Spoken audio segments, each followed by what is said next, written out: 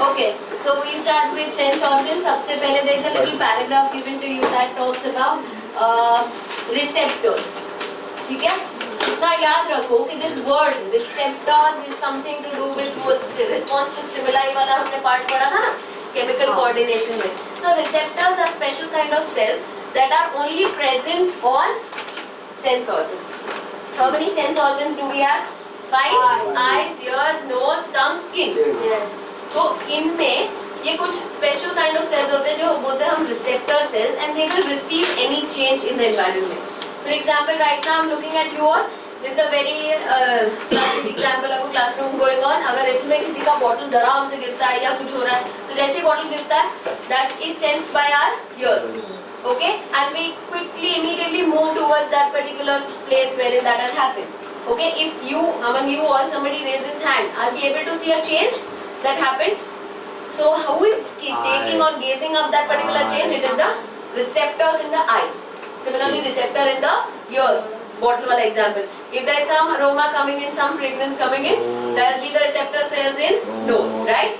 If there is extreme temperature, the AC is on to blast extreme temperature to skin. ठीक है?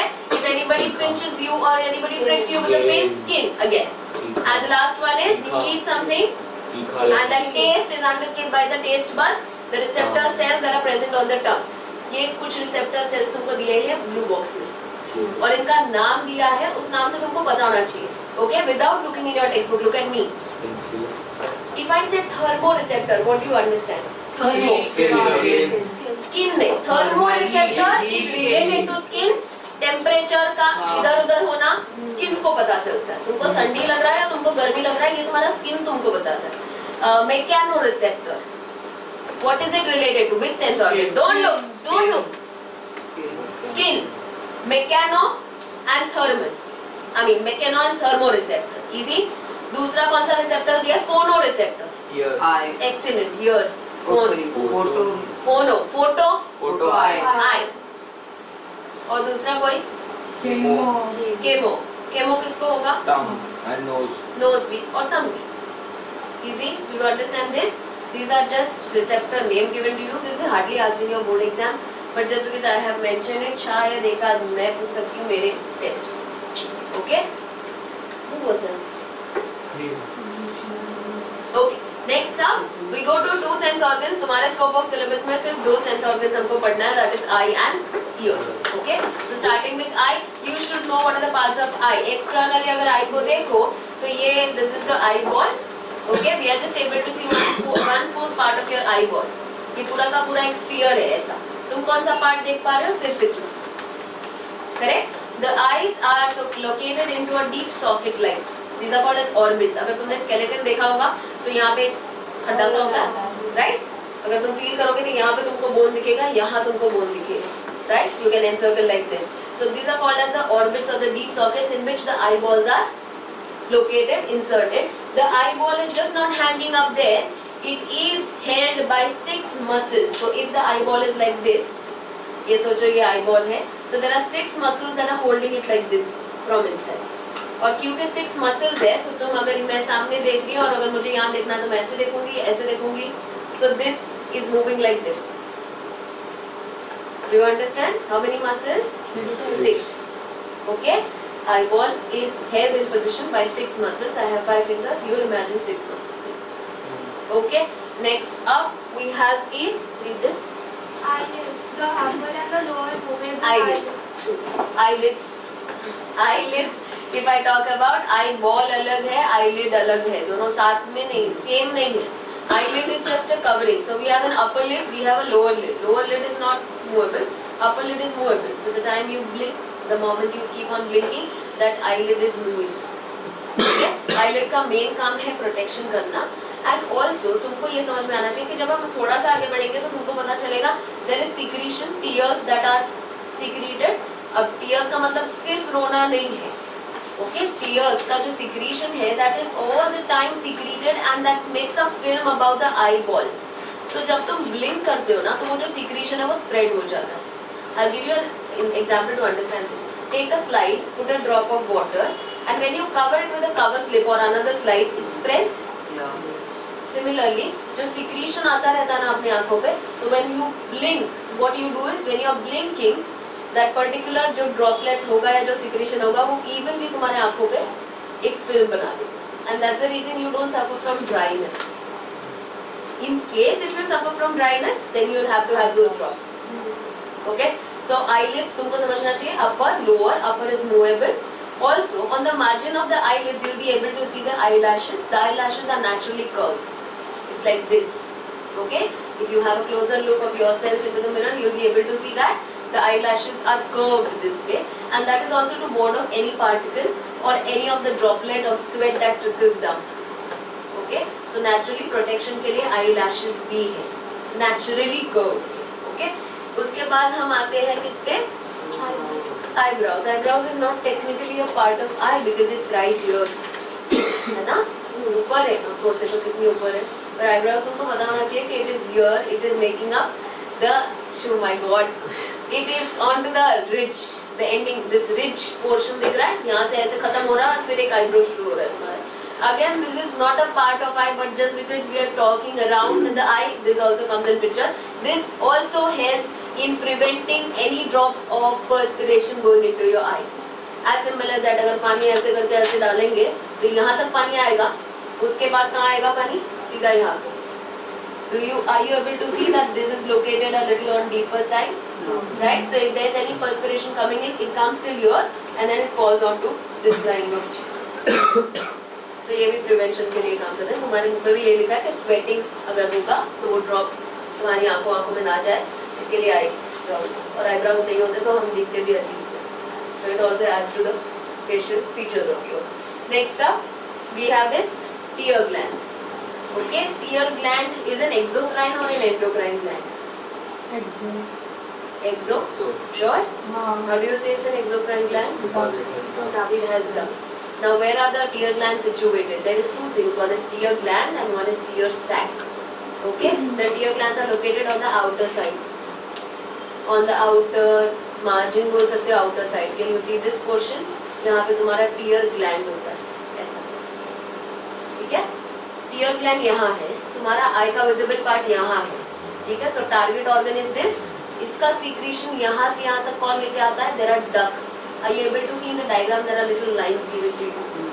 दिख रहा है? Okay. Also, it is connected to the tear sac over here. Now, the technical term for tear gland and tear sac is lacrimal. So, I will say lacrimal gland and lacrimal sac. Now, where is the sac located? Here onto the nasal side. It's an elongated sac that is located here. It is called as sac. Sac का मतलब क्या होगा? Storage. Yeah, so this is producing, but if there is excess, of course it is going to go and store up here. It's coming ऐसे. Okay, yes, यहाँ से है ना connection, तो जो excess होगा वो यहाँ पे drain out हो जाता है. Okay, ये तो connection है ना, यहाँ पे है. If it is continuously secreting, it will get stored over here, and that's the reason sometimes when you cry, you're crying profusely, तो कभी-कभी यहाँ से भी आता है. ऐसा करते रहते हैं ना, समझ आया? Okay. It gets produced continuously or only when you It produces continuously. It is continuously produced, but in very small quantity. That's the reason you keep don't constantly cry, right? 24/7. Okay. It's just a secretion that prevents the dryness of your eyes. But under some of the other circumstances where you are experiencing extreme emotions, it may be happy or sad, तो secretion stimulate होता है. The word stimulation, I guess you understand by now. Okay, it is stimulated and that's the reason the tears are produced in more quantity. तो वहाँ से भी होता है, यहाँ से भी होता है और फिर बंद भी हो जाता है. Inhabit भी होता है, वरना हम रोते ही रहेंगे सभी होता है. जी.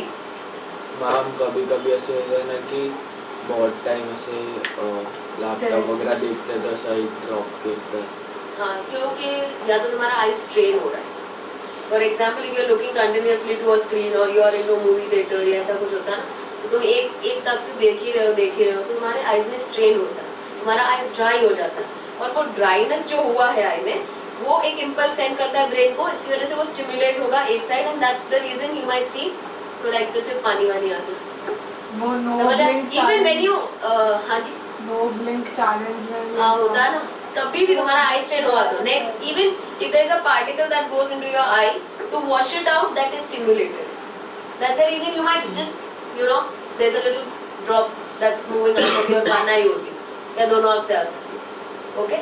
तो अगर इतना मैंने तुमको टीयर के बारे में बताया, तो there's a little box that tells you about the function of tear, okay? अगर तुम उसमें देखोगे तो तुमको 4 functions दिए हैं. The first one says it lubricates the surface of the eye, okay? The visible portion of the eye is nicely lubricated. The second is washes away the dust particles, any foreign particles that might have entered. तुम नहीं भी करोगे तो भी वो पानी आने लगता है आंखों से, especially if you move to a dusty place. तो अगर बहुत सारा कुछ गया है तो तुम उसको वॉश नहीं करोगे तो भी वो आंखों में से पानी आके वो वॉश आउट हो जाता है. The third they are saying is helps to kill the germs. Now, if this is the point that I'm talking, you might have to go up and there is a word that is there in the paragraph ऊपर वाले points में, जिसमें कुछ एक word लिखा है lysozyme, दिख रहा है? Important word. There is something called as lysozyme, enzyme है वो lysozyme. अब इसको उससे confuse मत कर देना. Very good. Okay, this is lysozyme and this is an enzyme that is able to kill the germs. Okay, तो naturally अभी देखो अगर तुम right now देखो ऐसा हम बोलना कि अभी तुम्हारा आंखें है तो this is exposed to air, right? It's in direct contact with air. Don't say चश्मा पहना है, हाँ पागल मत करना. तुम्हारी आंखें constantly contact में रहती है air के, and there are so many viruses, bacteria here. Okay, they'll be constantly adhering to the surface of the visible portion of your eye, but still you every day don't get an infection. It's because of the lysozyme working. Sometimes ऐसा कुछ हो सकता है कि भयानक bacteria या virus कुछ contact में आ गया तो इन्फेक्शन एस्टैब्लिश हो सकता है, otherwise not. And the last function that trying to say is communicates emotions. मैं तुमको कुछ बोला, तुमको बुरा लगा, तुमने रोना चालू कर दिया. किसी ने तुमको अच्छा बोला, तुमने हंसते हंसते रोना चालू कर दिया. Any which ways you are communicating an emotion. That's okay. that it's 6 to 12 ducts. Yeah. So the ducts or the little lines that I told you in the middle, there are how many lines? 6 to 12. Only that much. There is 6 to 12 के बीच. Yeah. एक average पकड़ लो कभी तो, पर 6 to 12 बोल सकते हो. तो बच्चा तो बहुत रोता है तो उसका कुछ नहीं, वो स्टिमुलेशन उसमें ज़्यादा है, सिंपल. ओके. और उनमें वर्बल स्पीच का एक्सप्रेशन नहीं आता, लेट आता है. हमारा वर्बल स्पीच का एक्सप्रेशन नहीं. So when they are trying to signal anything, they will do this. है ना? हम ऐसा नहीं करते ना. अभी तुमको पानी चाहिए तो तुम थोड़ी रोने लगोगे. तुम बोल सकते हो, वो बोल नहीं सकता बस. Okay? All right. Next up, now we start with the actual eye part, wherein we start with the first layer and that is conjunctiva. इतना याद रखो, तुम्हारी ये जो आंख दिख रही है अभी, ठीक है? इस पे क्लियर लेयर है, क्लियर. हाँ जी? कंजक्टिवा हिल रहा है. कभी-कभी हिलता है. मैंने बहुत किया है आंखों के साथ पानी में. ये कंजक्टिवा हिलता है. अरे वो लिक्विड नहीं होता है थोड़ा सा. नहीं ठीक है, ये मुझे. अच्छा वो हाँ वो ऐसा आईबॉल गायब हो जाता है, ऐसा वाला रहता है. ये क्या करें? हाँ तो आईबॉल तो दिखता ना. तो करना भी मत अभी मेरा भाई करता है. Okay, listen. गायब हो जाता है. There is a conjunctiva which is a clear layer. Just how you have your textbooks. किसी को आदत होती है ना, टेक्स्ट बुक होता है तो उसके ऊपर एक प्लास्टिक का ट्रांसपेरेंट कवर लगा दें. Similar to that, जो तुम्हारा visible portion है उसके ऊपर एक clear layer है. It's not separatable. It's very very thin. It's very single layered epithelium वाला एक single transparent layer है जो तुम्हारी आंखों पे है. The outermost layer. Do you understand the word? Outermost transparent layer is called as conjunctiva. Correct? Now this conjunctiva is very much transparent because light has to pass through it. जब तक वहाँ से अगर वो ओपेक होता तो light pass ही नहीं हो सकती थी, बट क्योंकि वो ट्रांसपेरेंट है तो लाइट पास आउट हो जाएगी उससे. Also, conjunctiva is very very very thin, and if there is an inflammation onto this layer, we call it as conjunctivitis, which is also said as आँख आ गई है, ऐसा बोलते हैं ना. सुना हुआ है? मुझे आँख आई है. वो देखने से कैसे हो जाता है? अभी now coming to that myth के अगर तुमको कंजक्टिवा हुआ और मैं तुमको देखा तो तुमको हो जाएगा, ऐसा नहीं होता. It is why it is said like that. I'll tell you. Conjunctiva कभी देखने से नहीं होता. There is technically no disease कि मैं तुमको ऐसे देखूं और तुमको हो जाए. मतलब वो तो कितना भयानक लेवल का डिजीज होगा तुम सोचो. मैं अगर एक मिशन पे निकली तो मैं तो कितनों को डिजीज दे दूं ऐसे जिसको मैं नहीं पसंद करती. पर ऐसा नहीं हो सकता. Conjunctivitis is a very very contagious disease. Highly contagious. So, if I am suffering from conjunctivitis right now, I might have touched my eyes here, There might be a little of secretion, वो जो अपना secretion है या आंखों के आसपास भी अगर मैंने टच किया, I happen to touch it here somewhere here, और अगर तुम्हारा भी हाथ उसमें चला गया और तुम्हारा हाथ तुम्हारे फेस या आंखों पे चला गया तो it will happen. So if we stay in close proximity and I am suffering from it, you are prone to suffer from that in future. इसीलिए ऐसा बोला जाता है कि जिसको आंख आई है या कंजक्टिवाइटिस हुआ है जिसको, उनको थोड़ा आइसोलेटेड रहना चाहिए जब तक वो सेटल डाउन नहीं हो. और ये लोग समझेंगे नहीं, इसलिए ऐसा बोल दिया गया कि आंख आई है तो तुमको देखने से होता है. और वो इसलिए पहनते हैं क्योंकि इन्फ्लेमेशन है. Did we study about the word inflammation anytime? Yes. Yes. You say no, I will chop you. WBC होगा. Inflammation का मतलब होता है swelling, redness, pain, and one more. Irritation. हाँ, heat. तो अगर इतना सारा हो रहा है and when you wear a glare और गॉगल्स जैसे पहनते हो तो वो थोड़ा सा कूलिंग नहीं देते हो. और तुम डायरेक्ट लाइट में, तुम्हारा डायरेक्ट लाइट अगर आएगा तो तुम सहन नहीं कर पाओगे. So it just gives you a little coolness. Conjunctivitis sneezing और कफ से भी हो जाता है ना, हमें अब कोई करना. किसी को हाँ. हो सकता है. What? स्नीज किया तो अभी मैंने बोला ना लैक्रिमल सैक है इधर, है ना? तो लैक्रिमल सैक है तो उसमें भी तो वो होगा ना कंटामिनेशन. तो कंटामिनेशन अगर स्नीज हुआ है तो कहीं अगर ड्रॉपलेट्स गया इधर उधर तो हो सकता है. When Okay? you know, like when you have a runny nose, तो तभी is it the sac जहाँ से everything's coming or somewhere No, else? even the sinus that is present over here. यहाँ पे sinus present होता है. क्योंकि होता है ना sinuses हो गया, पर अपना sinus का मतलब क्या है? Space होता है. अगर यहाँ पे इन्फ्लेमेशन हो जाता है या ये एक्टिवेट हो जाता है ना किसी एलर्जन की वजह से तो रनी नोज चालू हो जाता है. Runny nose is also basically a preventive measure. तुमको रनी नोज क्यों हो रहा है? क्योंकि देयर इज एन एलर्जन, या तो पोलन ग्रेन है या तो डस्ट पार्टिकल है. अगर वो चला गया है तो उसको तुम्हारा सिस्टम अडैप्ट नहीं कर पा रहा है, उसको बाहर फेंक रहा है, इसीलिए runny nose. And it's an allergic reaction. तो रनी नोज होना मतलब एलर्जिक रिएक्शन है, अभी बहुत मतलब देयर इज समथिंग spread आसपास. हाँ. But सर्दी भी तो होती है ना. हाँ तो कुछ तो गया ना, कुछ तो एस्टैब्लिश हुआ ना तुम्हारे बॉडी में इन्फेक्शन. अच्छा सर्दी ठीक है, सर्दी खांसी सर्दी होता है. Okay, so with this conjunctiva तुमको समझ आना चाहिए. मैं बार बार इसीलिए बोल रही हूँ क्योंकि आगे एक दो वर्ड्स आएंगे तो तुम शायद कंफ्यूज हो जाओ. Conjunctiva is the layer, conjunctivitis is the inflammation of conjunctiva.